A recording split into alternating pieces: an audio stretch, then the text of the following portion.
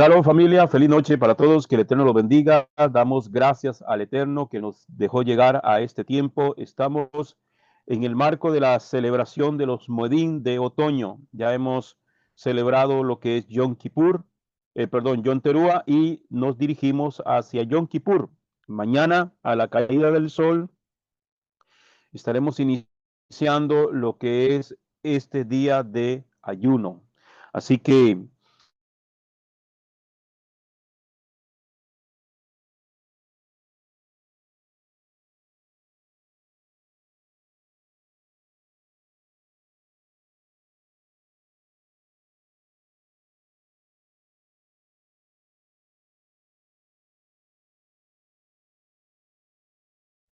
nuestros soberano del universo, que nos has escogido entre todas las naciones y nos has entregado su Torah. Bendito eres tú, Adonai, dador de la Torah, en el nombre de Yeshua HaMashiach.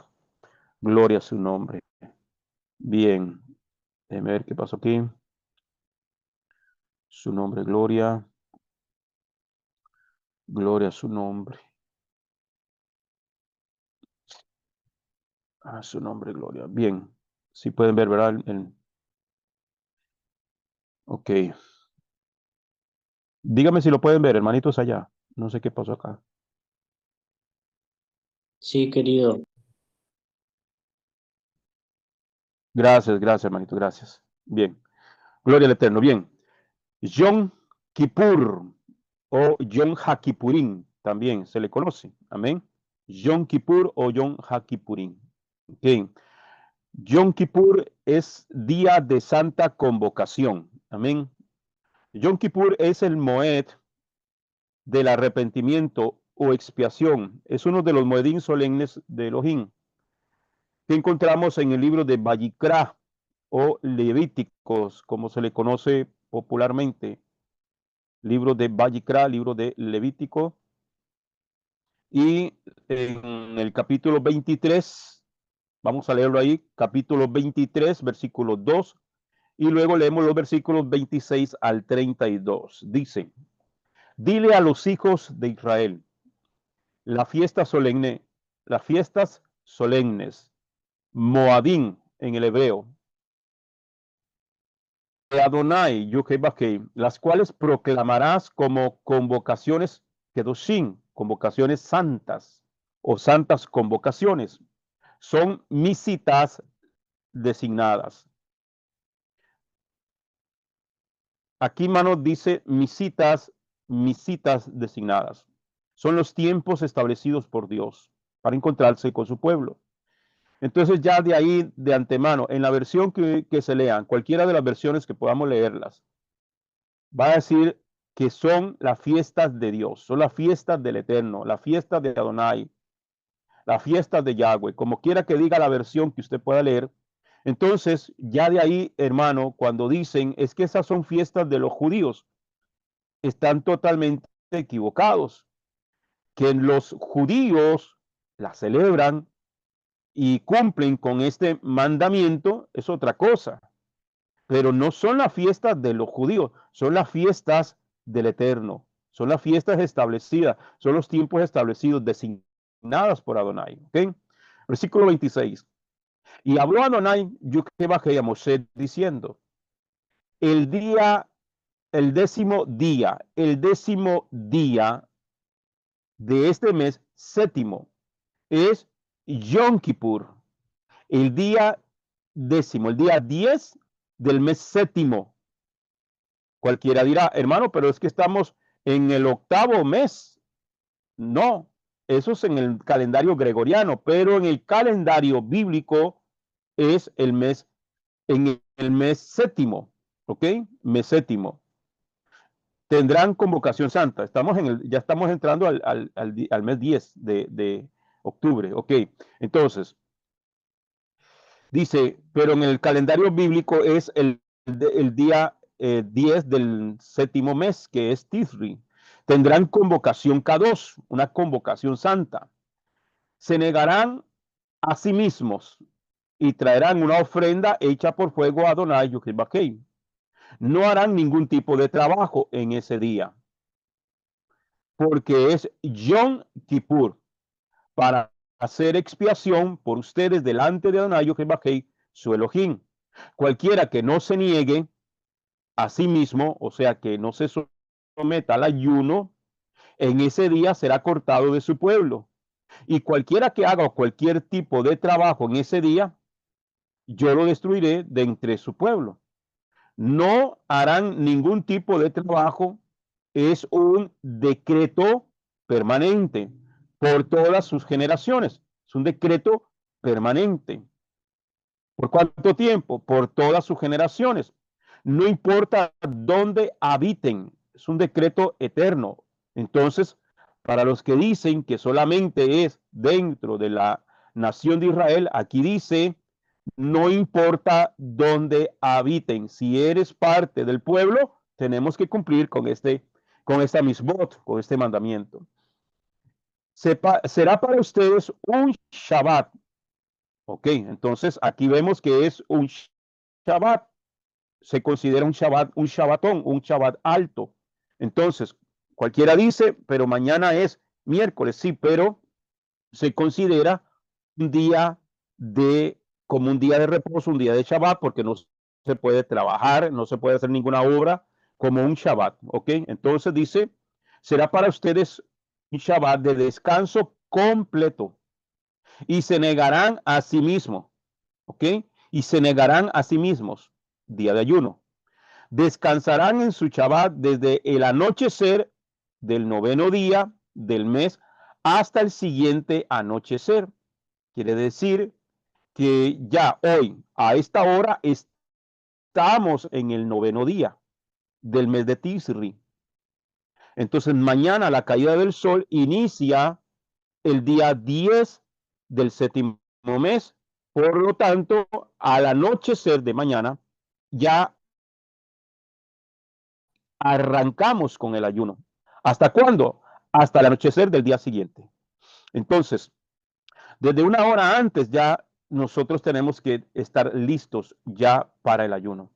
Eh, bien, entonces, Yom Kippur es el Moed más solemne e importante en el calendario bíblico.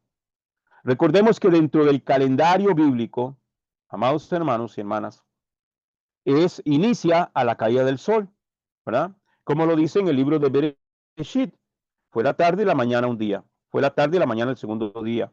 Entonces, los días, según el calendario bíblico, según el horario bíblico, comienzan a la caída del sol. Por eso es que mañana iniciamos el ayuno a la caída del sol. Ya estamos en el ayuno. Entonces, tenemos esta noche y todo, durante el día hacer los preparativos para ingresar en este ayuno. Es un día solemne, es un día sagrado, es el día más importante de todos los Moedín. Ok, entonces, recordemos que eh, no es un hack, no es una fiesta, ok, no es un hack, no es una fiesta, es un Moed, es un día sagrado, ¿ok? Pero no entra en categoría de fiesta. ¿Por qué razón? Porque es un día de aflicción, es un día de humillación, es un día de ayuno, es un día de clamor, es un día de estar a la expectativa. Amén.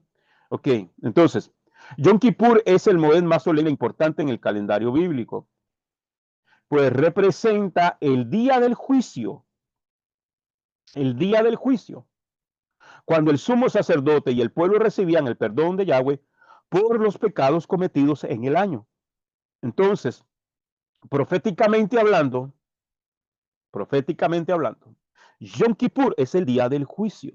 ¿Cuándo es que el Señor nos someterá al juicio a las naciones y a toda la humanidad? Será en un Yom Kippur, en un día del juicio. ¿Ok? Entonces, Yom Kippur es el segundo Moed de otoño que comienza con la fiesta de las trompetas, Yom Teruah, que ya lo celebramos, ¿verdad? Con la cual Adonai, a través del sonido de las trompetas, o sea, el shofar, llamaba a su pueblo al arrepentimiento, a hacer teshuvah y volverse a él para ser juzgados y recibir el perdón. ¿Ok? Entonces, desde Yom Teruah, es más, desde el inicio del mes de Lul, amén, hasta Yom Kippur transcurren 40 días. Es donde hacemos las Selijot, las oraciones, el clamor, el perdón.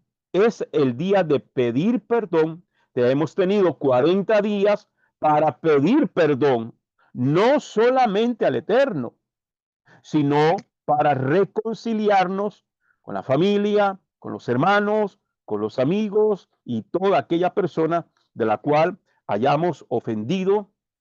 Amén. O que tengamos alguna situación. Tenemos que presentarnos delante del Señor con cuentas claras en el día del juicio. Amén. Por eso es que la Escritura dice, cuando traigas tu ofrenda al altar y te acuerdas que tu hermano tiene algo contra ti, momento, deja tu ofrenda ahí. No puedes presentarla. Busca a tu hermano, reconcíliate con tu hermano. Vamos a buscarlo rápidamente para no parafrasear mucho. ¿Ok?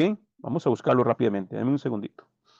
¿Ok? Entonces, en estos días es un día para ponernos a cuentas con los hermanos, con los amigos, con la familia. Amén. Pero no hacerlo de una manera hipócrita, sino realmente con un corazón sincero delante del Eterno. Amén. Vamos a ir a la Biblia. Déjeme ver aquí. Aquí es. Gloria a su nombre. El libro Evangelio de Mateo, capítulo 5, si mal no recuerdo. Déjeme ver. Mateo 5, 23. Vamos a ver acá. Su nombre, gloria. Por tanto, dice Mateo 5, 23. Vamos a leerlo desde arriba. Dice Mateo 5, 21. Ustedes han oído que se dijo a los antepasados, no matarás. Y cualquiera que cometa homicidio será culpable ante la corte, ante el Sanedrín, ¿ok? Pero yo les digo que todo aquel que esté enojado con su hermano será culpable ante la corte, ante el Sanedrín. Y cualquiera que diga insensato, y usted puede buscar todo el significado de insensato, desde tonto hasta estúpido, amén, a su hermano, será culpable ante la Corte Suprema. Cualquiera que diga idiota será merecedor del infierno de fuego. Mateo 5:23.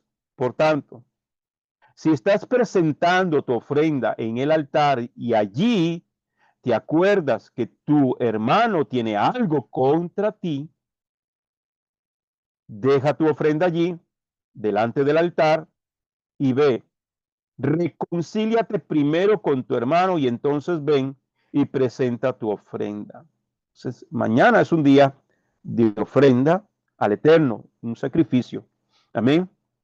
Entonces, no podemos presentarnos delante del trono de Adonai a pedirle perdón a él cuando nosotros no hemos perdonado, porque dice, y te acuerdas que tu hermano tiene algo contra ti. Y cualquiera dice, pero es que yo no me enojé, el que se enojó fue él, o la que se enojó fue esa persona. Sí, pero aquí dice, cuando te acuerdas que tu hermano tiene algo contra ti. Entonces, tienes que buscarlo. Ahora, y yo le doy vuelta a la tortilla, como decimos popularmente. ¿Y si soy yo el que tengo algo contra mi hermano? ¿Cuánto más entonces tengo que buscar y ponerme de a cuenta? Porque me voy a presentar en un juicio. Me voy a presentar delante del Padre en juicio. ¿Ok? Entonces, de eso trata también el pedir perdón. Entonces, hemos tenido 40 días, no solamente para arreglar cuentas con el Eterno, sino para arreglarnos con nuestros hermanos. Yom Kippur es el segundo mes de otoño que comienza con la fiesta de las trompetas de Yom Teruah, con la cual Adonai, a través del sonido de las trompetas, llama a su pueblo al arrepentimiento y volverse a él para ser juzgados y recibir el perdón. ¿Okay? Concepto hebreo de salvación. La salvación, según la Escritura, es el rescate de Israel por Elohim, de la tribulación en la que se encuentra y la ejecución de su juicio y su ira sobre quien les oprime, lo que lleva a quien es rescatado a entregarse y obedecer en agradecimiento a Yahweh por haberle salvado por su misericordia y a no pecar para no caer otra vez en opresión. Amén. Que fue lo que ocurrió exactamente con Israel. Amén. En Egipto. Cuando el Eterno lo rescata. Amén. Lo saca de la esclavitud, lo saca de la opresión. Entonces Israel, de una forma recíproca, en agradecimiento en aquel que lo rescató, me someto a ese Dios que me ha salvado. ¿Ok? Yohebahei es un Elohim santo. La palabra santo se escribe kadosh en hebreo y significa apartado, exclusivo, y él eligió a un pueblo pecador para ser sus hijos. Al haberlos elegido, también los rescató del mundo y los hizo santos, los hizo kadosh, igual que él, o sea, apartados. Por lo tanto, exigían de ellos que fueran santos igual que él es santo. Por eso la escritura dice, sé santos porque yo soy santo. Amén. Sé santos porque yo soy santo. Como dice Primera de Pedro, capítulo 1, versículo 16, y también en el libro de Levíticos, ¿ok? No vamos a entrar ahí para ahorrarnos tiempo. Elohim santo exige santidad. Vamos a ir. Entonces, Levítico 19:2. Habla toda la asamblea de los hijos de Israel y diles, sé santos porque yo, Yuhei Elohim, soy santo. Entonces, como él es santo, como él es apartado, ¿apartado de qué? De todo lo que es la contaminación con el pecado del mundo, con la idolatría del mundo, con la inmoralidad del mundo, con lo que el mundo hace. De igual manera, nosotros tenemos que vivir una vida apartada para él. Amén. Este mismo versículo es el que utiliza el apóstol Pedro en 1 Pedro 1:16. Entonces, Yom Kippur se trata de gente que es salva, gente que es parte del pueblo de Israel. Ahora usted podría decirme, yo soy salvo, pero no soy israelita. Usted entonces necesita comprender que en realidad, por definición, ser salvo significa ser parte de Israel, ya que la salvación se le extiende solamente a Israel. El regalo de la salvación es para Israel. Entonces, para yo ser salvo, necesito ser integrado en el pueblo al cual Dios le dio la salvación. Amén. Ese es el concepto hebreo de salvación. Amén, hermano. Lo que pasa es que, como se ha malinterpretado los textos bíblicos, entonces se han hecho cosas y se dicen cosas que están fuera de orden. Hay un orden, sí, hay un orden de salvación. Dios le está extendiendo la salvación a Israel. ¿Ok? Y nosotros, a través de Yeshua, obtenemos ese regalo de salvación porque es a través de Yeshua que somos integrados a su pueblo. Los que ya llevaron el seminario de identidad, que fue el primero que dimos, y ya lo hemos dado en algunas otras ocasiones, sabe lo que estoy diciendo. Ahí usted va a comprender muchísimas cosas y entenderá la realidad bíblica de que ser salvo significa ser parte de Israel. Si usted dice soy gentil, yo no soy judío, como lo dicen la mayoría en el sistema religioso, es que ser israelita no significa ser judío.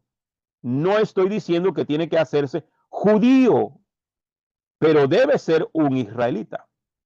Ser judío es simplemente una de las tribus de Israel y es el gentilicio de lo que hoy es Israel, gentilicio, amén. Pero realmente cuando nos identificamos o la gente quiere hacerse judío para ser salvo, está mal, porque entonces es entrar en ciertas categorías que el judaísmo como tal imponen para ser salvo, lo cual no es correcto. ¿Okay? Dice que Israel se dividió en dos casas y dos reinos, que sería el reino del norte, llamado también el reino de Israel, o la casa de Efraín, o casa de Israel. El reino del sur, que es la casa de Judá. Eso lo vimos en todo un seminario que le pusimos por nombre Identidad.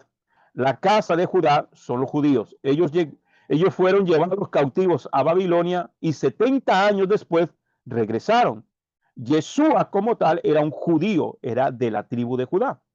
Pero las otras 10 tribus que se fueron a las naciones, ellos no regresaron hasta que el apóstol Pablo los menciona. Ellos se asimilaron entre los gentiles y Adonai los vuelve a traer por medio de la sangre de Yeshua. Así que si tú eres un gentil, en realidad por predestinación, tú eres salvo por causa de que tú eres parte de la casa de Efraín, en algunos casos. Entonces, Yeshua te trajo de regreso.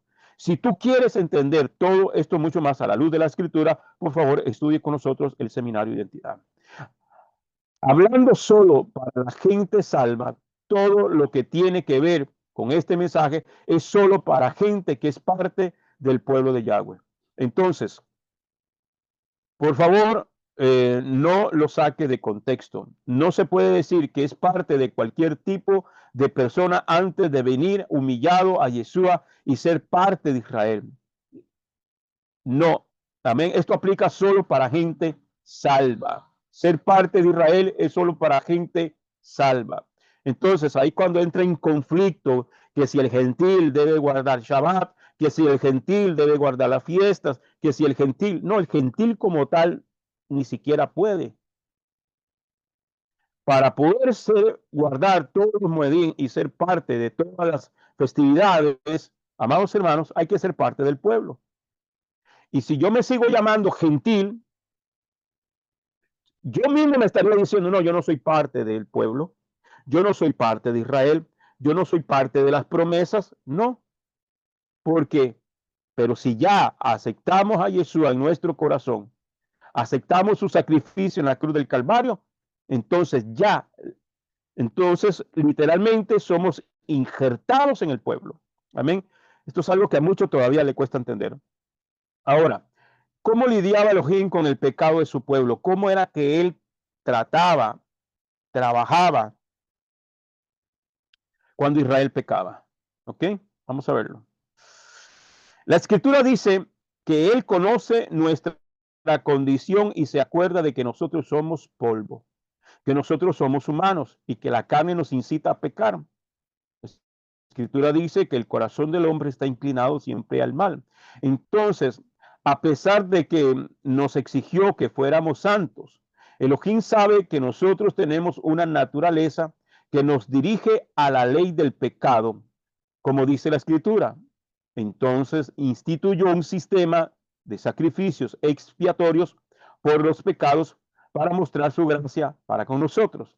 Hay diferentes motivos por los cuales la gente peca.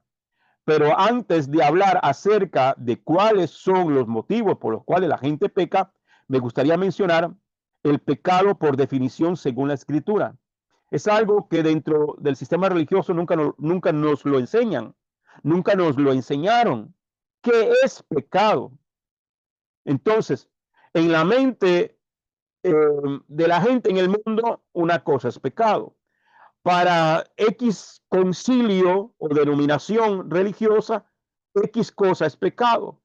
Para otra gente de otra cosa, nada es pecado. Pero según la Biblia, ¿qué es pecado? Primera de Juan, capítulo 3, versículo 4, encontramos la definición más clara de lo que es pecado. Vamos a verlo. Dice Juan, el apóstol, todo aquel que comete pecado infringe también la ley. ¿Ok? Entonces usted se va al diccionario y busca la definición de infringir. ¿Ok?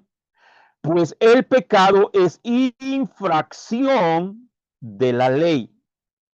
Entonces usted se va a encontrar en el diccionario que infringir es violar, quebrantar la ley. Entonces, por definición bíblica, el pecado es infracción de la ley. ¿De cuál ley? De la ley de Dios. Si usted va en carretera y te detuvo el policía de tránsito, aquí en Costa Rica le decimos el tráfico, y te va a poner una multa, usted le va a decir, pero ¿por qué me vas a multar?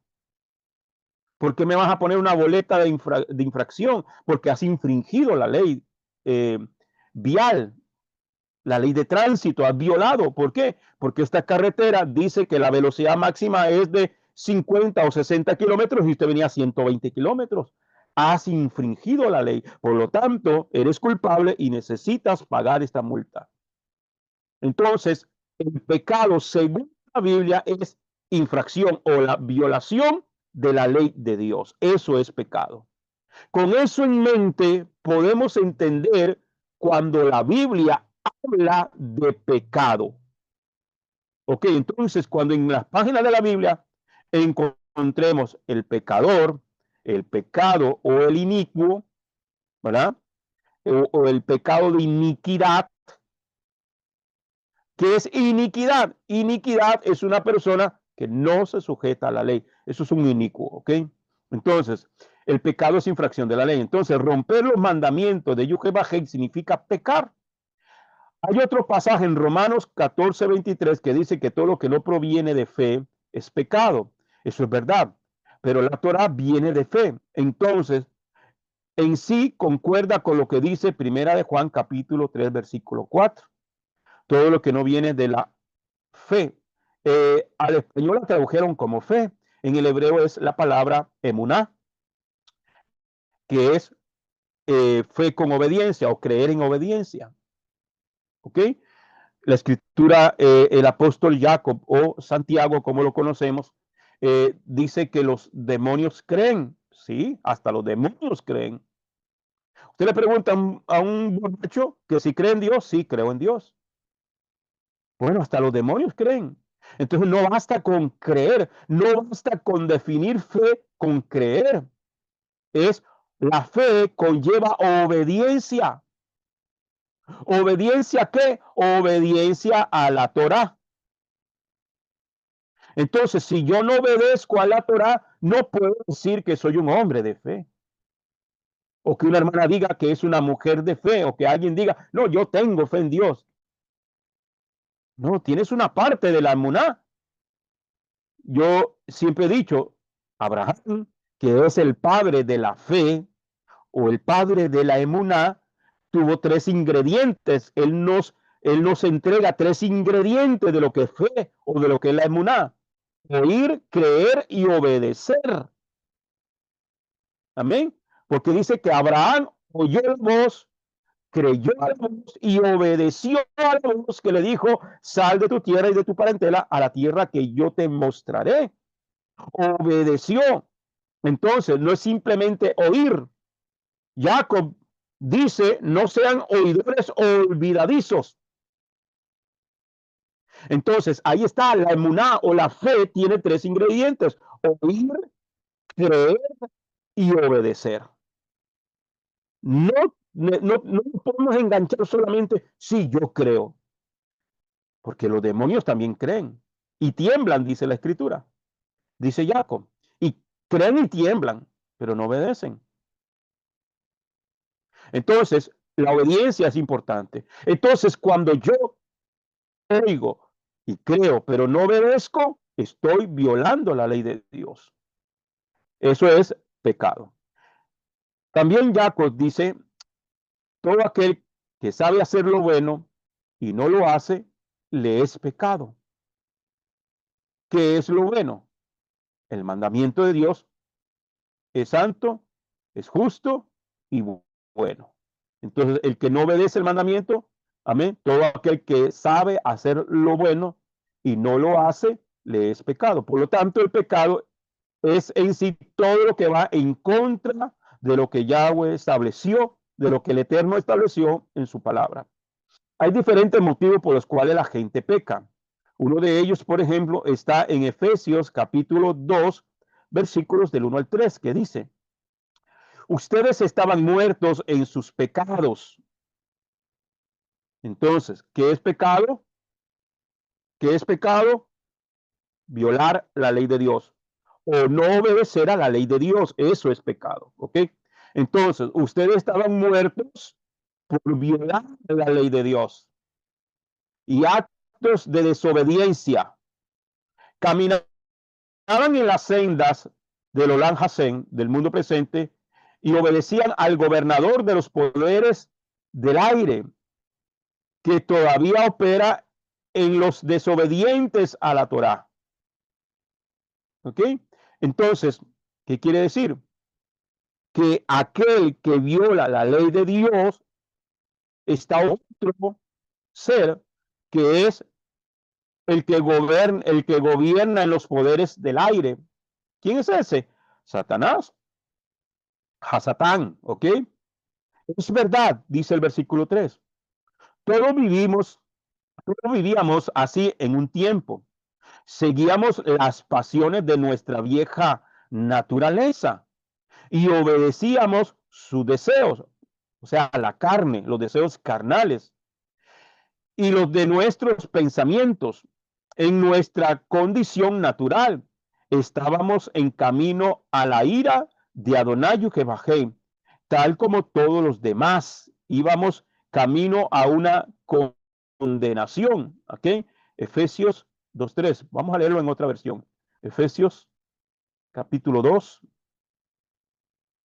Efesios capítulo 2, versículos 3 y 4, ¿verdad? Dice, mm, déjame ver, ¿ok? Efesios 2 al 3 es, del 1 al 3. Dice, Él le dio vida a ustedes, estaban muertos en sus delitos y pecados, ¿ok? En los cuales anduvieron en otro tiempo, según la corriente de este mundo, conforme al príncipe de la potestad del aire, el espíritu que ahora opera en los hijos de desobediencia. Entonces, toda aquella persona que no se sujeta a la ley de Dios, que no se sujeta a la Torah, es un hijo de desobediencia. Y el que no es hijo de Dios es un hijo de quién? Ya usted lo dijo. Entre ellos también todos nosotros en otro tiempo vivíamos en las pasiones de nuestra carne, satisfaciendo los deseos de la carne y de la mente. Y éramos por naturaleza hijos de ira, lo mismo que los demás. Entonces, ahí vemos la explicación de Efesios capítulo 2 del 1 al 3. Ok. Efesios 4:18 dice, teniendo el entendimiento oscurecido o entenebrecido, alejados de la vida de Elohim por la ignorancia que hay en ellos, debido a la dureza de corazón. Entonces, en Efesios capítulo 4, versículo 18, el apóstol Pablo nos dice que también la gente peca por ignorancia, ¿ok? Y que peca por dureza de corazón. Entonces, tenemos tres motivos principales por los cuales la gente peca. Estos son, número uno, por naturaleza, nuestra naturaleza pecaminosa, que el corazón del hombre está inclinado al mal. Esa es la naturaleza humana. ¿Ya? Desde chiquiticos ustedes ven la inclinación al mal. Dos, por ignorancia, porque ignoramos las escrituras, porque nunca nos enseñaron qué es lo que el Eterno pide. Por tanto, por ignorancia hemos cometido muchos pecados. ¿Ok? Violamos la ley de Dios en esa ignorancia. Y número tres, por la dureza de corazón, que aún conociendo lo que dice la escritura, decidimos pecar, decidimos no hacerlo. ¿Cómo Adonai lidia con esos pecados de naturaleza, de ignorancia y de rebelión? Esta tercero, de dureza de corazón, es la rebelión.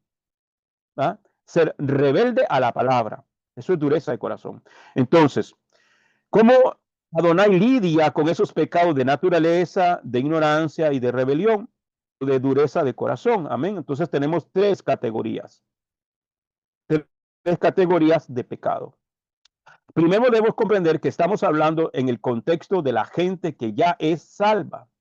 Si usted nunca vino a Yeshua humillado, entonces no ha sido perdonado de sus pecados. Pero si usted ya vino humillado, usted fue perdonado de todos sus pecados. Yeshua le perdonó los pecados de naturaleza, la primera categoría. ¿Ok? De ignorancia y lo de dureza de corazón, cuando nos arrepentimos, cuando venimos a Yeshua. Sabiendo que somos seres humanos y que el pecado, dice la Escritura, habita dentro de nosotros, pero nosotros no debemos dar lugar a la carne para que caigamos una vez más en el pecado. El pecado es como un virus. ¿Cómo lo puedo comparar?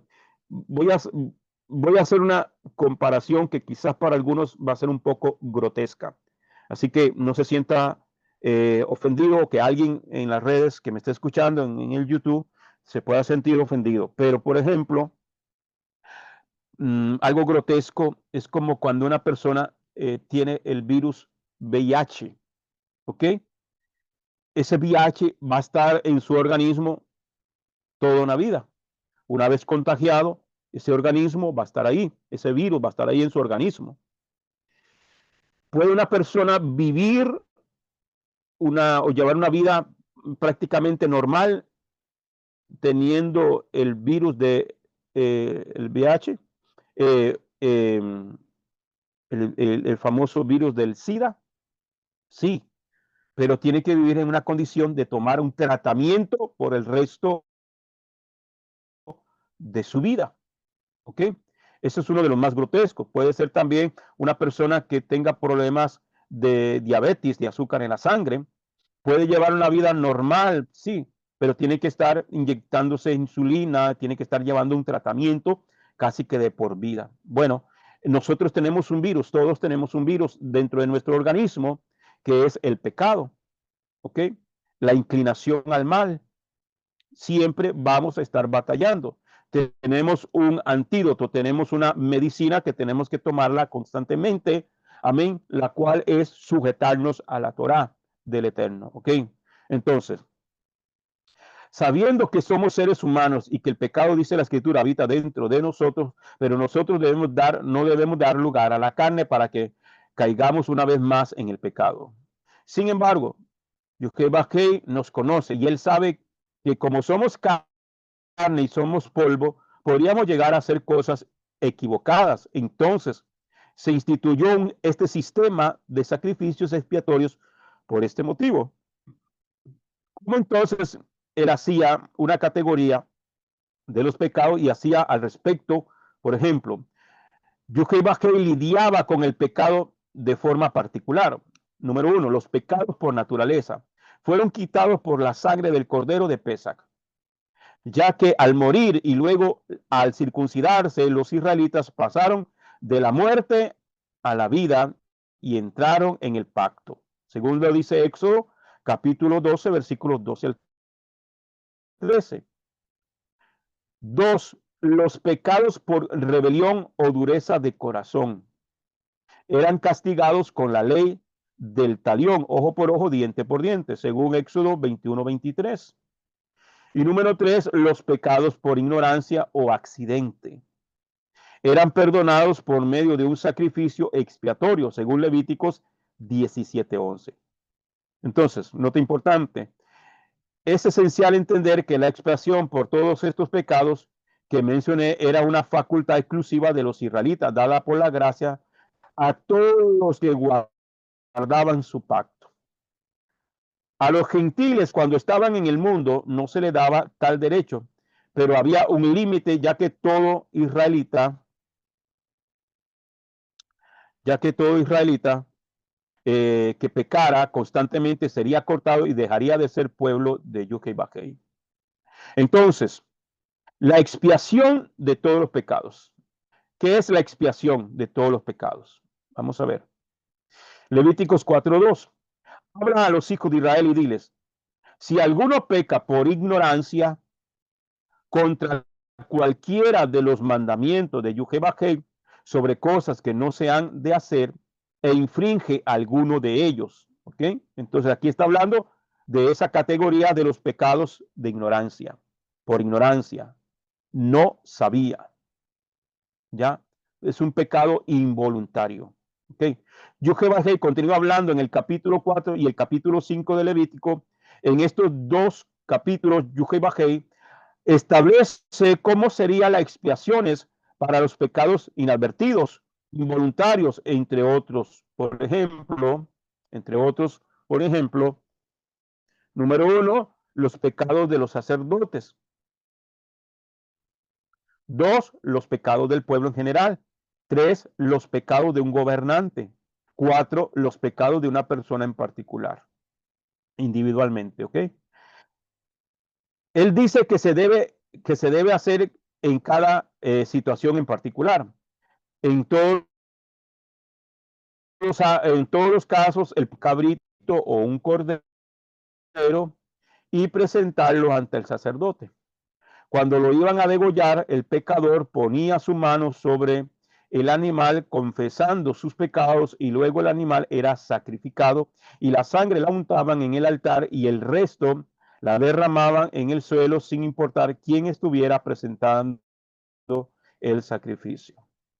Toda la expiación era un acto de fe mostrada con obediencia, ya que se había roto mandamiento y la única forma de enmendarlo era apegarse a los lineamientos que Yahweh estableció para tal situación. Es de la misma forma hoy.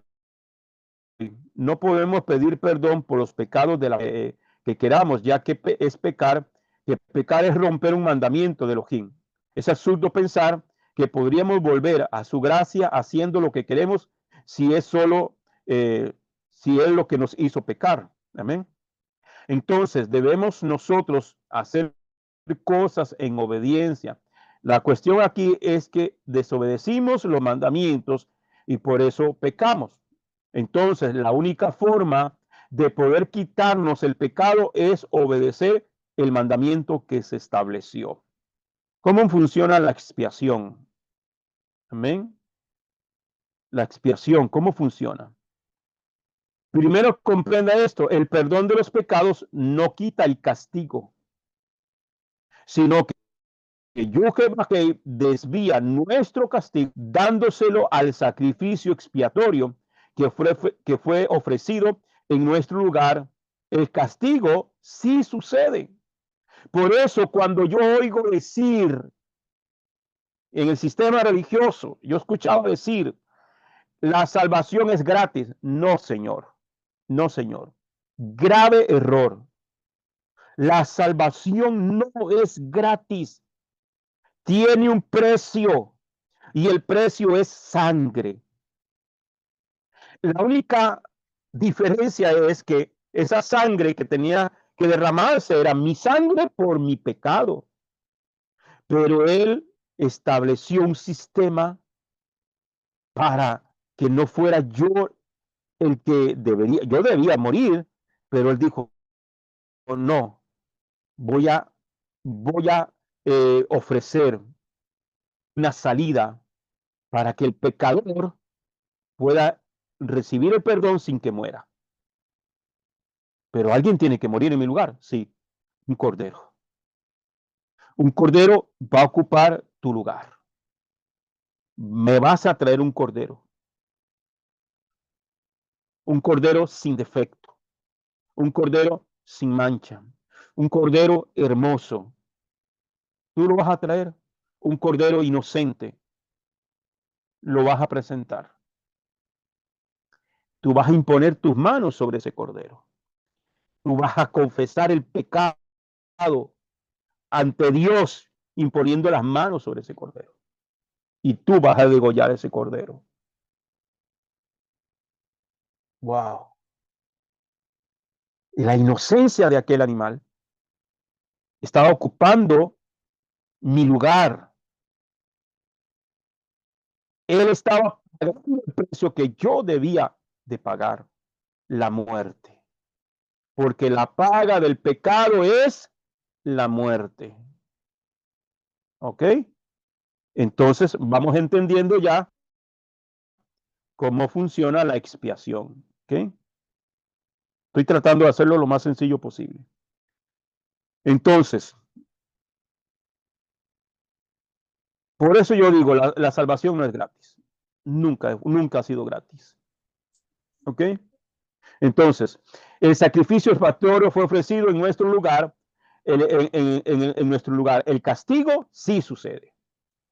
Sí se paga el precio. ¿Ok? Pero nosotros somos perdonados del pecado y salvos de la ira porque alguien tomó nuestro lugar. Entonces, la sangre derramada viene a ser el único precio aceptable por la salvación. Es muy importante que entendamos esto y aquel que nos está escuchando que entienda esto. Sí hay un precio que pagar. Entonces, usted piensa, el Señor me perdonó y ya no hay castigo. No, claro que hay castigo. Por eso es que alguien tiene que morir por ti. La sangre se tiene que derramar. Según lo dice Levíticos capítulo 17, versículo 11, dice que la vida de toda criatura está en la sangre. Yo mismo os la he dado a vosotros sobre el altar para que hagáis propiciación por vosotros mismos, ya que la propiciación se hace por medio de la sangre. ¿Ok? Entonces, necesitamos entender los conceptos de qué es propiciación. Le voy a dar un concepto de diccionario Wikipedia. Amén. Concepto de expiación. Número 1, acción agradable hecha a Elohim con la que se le pretende mover a piedad o misericordia.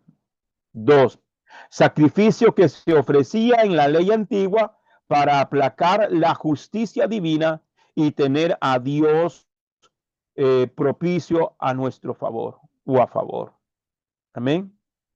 En pocas palabras, propiciación es la expiación, o sea, el derramamiento de sangre que se hace con el propósito de recibir salvación o perdón.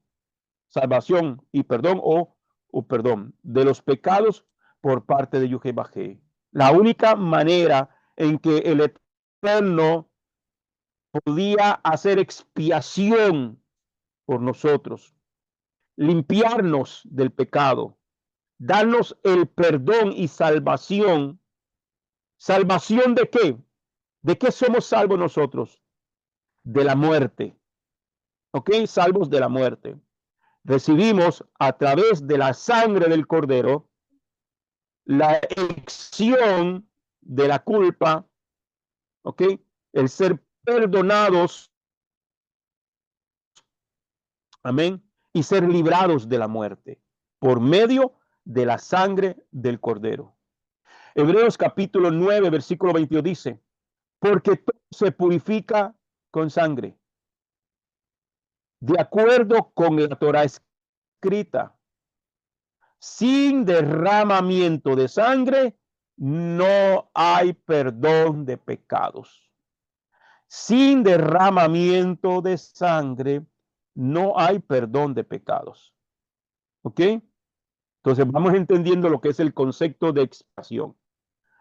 Cuando los israelitas estuvieron en Egipto y ya iban a salir del país en libertad,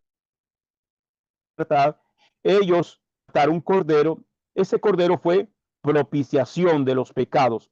Él fue una expiación porque les limpió los pecados, pero al mismo tiempo fue propiciación porque esa expiación se hizo con el propósito de que Yuhebajei no matara a un primogénito en esa casa. ¿Ok? De la misma manera, Yeshua HaMashiach es el cordero que fue nuestra expiación, es decir, el que limpió nuestros pecados, pero no solamente nos limpió, amén, de los pecados, amén, pero no solamente nuestra expiación, sino también nuestra propiciación con un propósito muy particular, que fue a acercarnos a Yuhei Bajei, y en ese momento el sacrificio expiatorio se convierte en un sacrificio propiciatorio, o sea que nos acercó al Eterno, porque el pecado nos aleja de Dios. El pecado es lo que aleja al hombre de Dios. Pero cuando hemos recibido, cuando se ha hecho el sacrificio del Cordero, la sangre de ese Cordero, expiación de nuestros pecados, o sea, nos limpia de los pecados, pero no solamente nos limpia, ahora nos hace aceptos. Eso es propiciatorio, nos acerca al Padre. La ira de Jehová iba a venir sobre nuestra vida por causa de nuestros pecados. Ya sabemos que es pecado, ¿ok? Porque la paga del pecado es muerte. Sin embargo, Elohim mismo puso su cordero para que si tú, al igual que Elitas, creías en el sacrificio propiciatorio establecido por Jehová, tú simplemente confesaras tus pecados sobre la sangre del cordero y en ese momento la ira se va sobre el cordero y no sobre ti. Al igual, debe morir por el pecado. Perdón, alguien debe morir por el pecado. Alguien debe morir. La multa de tránsito, alguien la tiene que pagar. ¿Ok? Pero la multa se paga. Alguien debe morir por el pecado. Y esto es así desde el Edén. En cuanto, cuando Adán y Eva pecaron, la escritura dice que Elohim les dio pieles de animales. ¿Cómo les dio una piel de animal? ¿Cómo fue? ¿Verdad? En el huerto del Edén pecaron. Cuando ellos pecaron, se taparon con hojas de higuera. Porque el ser humano, todos,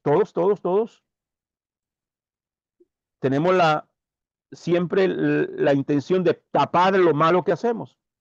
Siempre presentamos la cara buena, no la cara mala. ¿Ya?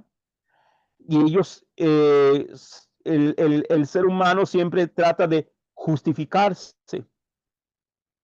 No, yo fui infiel porque mi esposa no me da lo que yo quiero. No, que yo fui infiel porque mi marido no me trata bien. No, que yo hice esto por esto, tal cosa. No, que yo me robé esto de la empresa porque esta gente me paga muy mal.